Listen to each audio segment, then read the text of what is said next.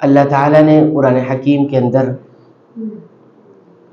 بہت ساری جگہوں پہ اپنے بندوں کو یاد دلایا ہے کہ اللہ تعالیٰ ہی اکیلا تنہا ان کا رازق ہے اور ان کی تمام روزیوں کا اور تمام ذمہ داریوں کا وہ ذمہ دار ہے۔ اس بات کا اللہ رب العالمین نے کئی ایک جگہ اپنے بندوں کو یاد دہانی کروائی ہے کہ اکیلا تنہا اللہ تعالیٰ ہی ان کا رازق ہے اور ان کی روزیوں کا ذمہ دار ہے۔ اور یہ جو بات آئی ہوئی ہے قرآن حکیم میں کہ اللہ تعالیٰ نے جو یاد دہانی کرائی ہے کہ وہی اکیلا تنہا رازق ہے، اس کے دو پس منظر میں آئی ہوئی ہے، یا اس کو یہ کہہ سکتے ہیں کہ دو انداز سے آئی ہوئی ہے۔ ایک انداز سے تو یہ بات اللہ رب العالمین نے اپنے احسان کا ذکر کرنے کے لیے کیا ہے اور اپنے فضل کا ذکر کرنے کے لیے کیا ہے، یعنی اکیلا وہی تنہا رازق ہے، اس بات کا تذکرہ اس انداز سے کیا ہے کہ وہ بطور احسان ہے یا بطور فضل ہے۔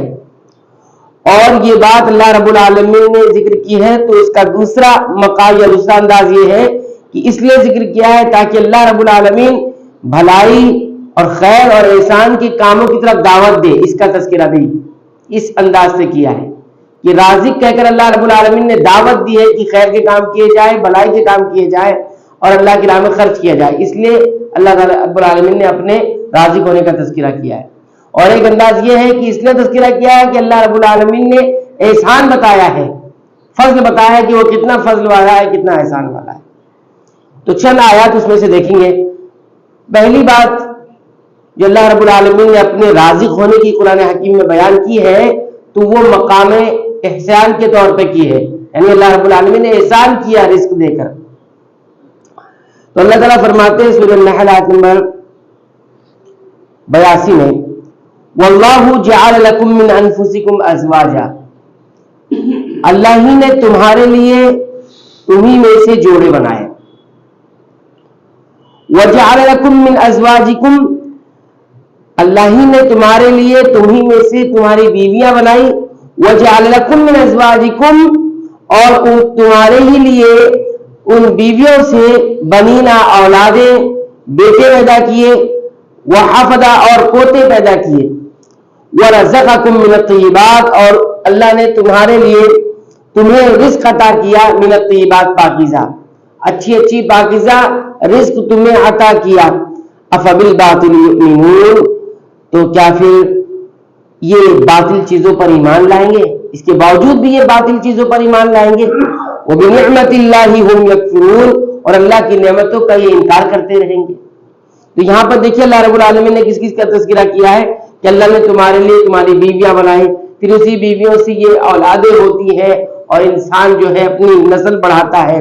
اسی طرح اللہ رب العالمین نے جو ہے تمہیں روزیاں عطا کی، رزق عطا کی پاکیزہ، تو رزق کا تذکرہ ہوا۔ تو یہ تذکرہ کس انداز میں ہے؟ اپنے احسان کو جتلانے کے اعتبار سے ہے اور اپنے فضل کو جتلانے کے اعتبار سے کہ کتنا فضل ہے اللہ رب العالمین کا۔ اس کے بعد بھی لوگ کیا کرتے ہیں؟ اس کی نعمتوں کا انکار کرتے ہیں اور اسی طرح باطل چیزوں پر، ناحق چیزوں پر ایمان رکھتے ہیں۔ اسی طرح ایک اور آیت کریمہ دیکھیے، اللہ تعالیٰ اسی انداز کا تذکرہ کرتے ہوئے سورہ اسراء کی آیت نمبر 70 میں فرماتے ہیں، وَلَقَدْ كَرَّمْنَا بَنِي آدَمَ، اور ہم نے انسان کو تکریم کی، ہم نے انسان کو عزت بخشی۔ وَحَمَلْنَاهُمْ فِي الْبَرِّ وَالْبَحْرِ، اور اسے خشکی میں بھی اور تری میں دونوں جگہ سواریاں عطا کی، کہ زمین پر بھی سواریاں استعمال کرتا ہے اور سمندر میں بھی سواریاں استعمال کرتا ہے، یہ ہم نے اسے عطا کی۔ اور اس کے بعد وَرَزَقْنَاهُم مِّنَ الطَّيِّبَاتِ، اور ہم نے بنی آدم کو یعنی انسان کو پاکیزہ رزق عطا کیا۔ وَفَضَّلْنَاهُمْ عَلَى كَثِيرٍ مِّمَّنْ خَلَقْنَا تَفْضِيلًا، اور ہم نے ابن آدم کو یعنی انسان کو بہت ساری مخلوق پر فضیلت عطا کی، وہ تمام مخلوقات جس کو ہم نے پیدا کیا، تو بہت ساری مخلوقات پیدا کی، اس میں سب سے بہترین فضیلت کس کو عطا کی ہے؟ اسی انسان کو عطا کی ہے۔ تو یہاں بھی دیکھیے اللہ رب العالمین نے اپنے روزی کا تذکرہ کیا ہے، یہ بطور احسان ہے۔ بطور فضل ہے. ایک تو اللہ رب العالمین نے انسان کی تکریم کی عزت بخشی، تمام مخلوقات سے اسے الگ بنایا.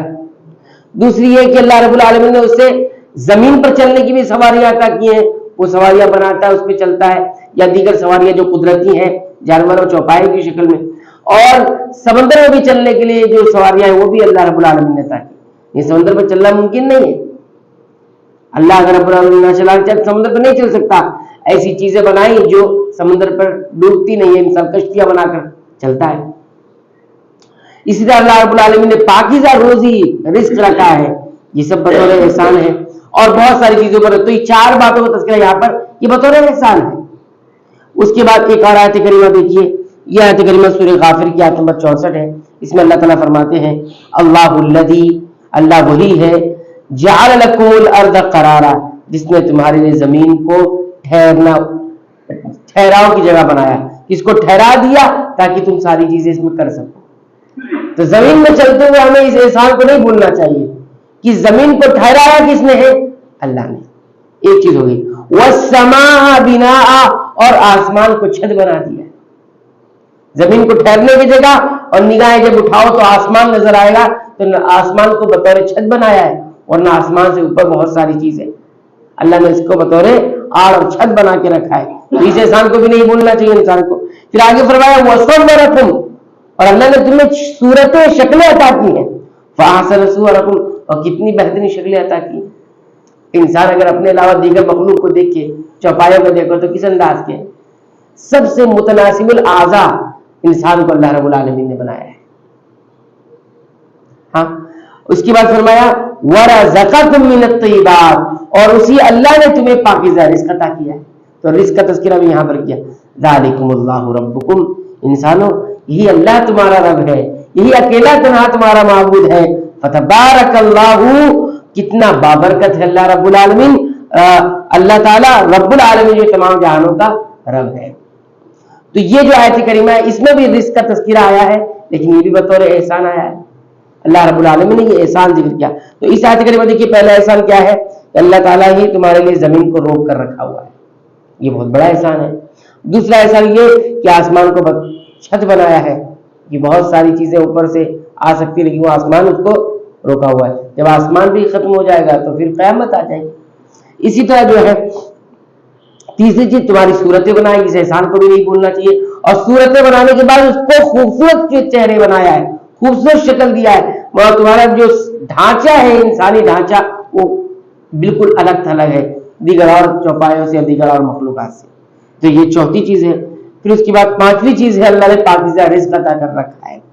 اس کے بعد اللہ رب العالمین نے اپنے ربوبیت کا تذکرہ کیا کہ یہی تمہارا رب ہے، کوئی اور رب نہیں ہے، تنہا ایک ہی رب ہے. اور یہ بڑی بابرکت ذات ہے اللہ رب العالمین کی، یہاں سے ہی ساری برکتیں حاصل ہوا کرتی ہیں، اور وہ تمام جہانوں کا رب ہے. تو یہ جو چند آیت ہم نے ذکر کی ہے اس میں روزی کا ذکر آیا ہے اور یہ بطور احسان آیا ہوا ہے. تو دوسری جو مثال تھی کہ اللہ رب العالمین نے اپنے رازق ہونے کا تذکرہ کیا ہے، وہ کس انداز میں کیا ہے؟ انسانوں کو بھلائی کی طرف، خیر کی طرف اور احسان کی طرف بلانے کے لیے. تو اس کا تذکرہ ہم آئندہ درس میں کریں گے. اللہ تعالیٰ سے دعا ہے کہ رب العالمین تو ہمیں ان تمام باتوں کو یاد رکھنے کی توفیق عنایت فرما، اور اپنا صحیح اور حقیقی تعارف حاصل کرنے کی توفیق عنایت فرما. آمین.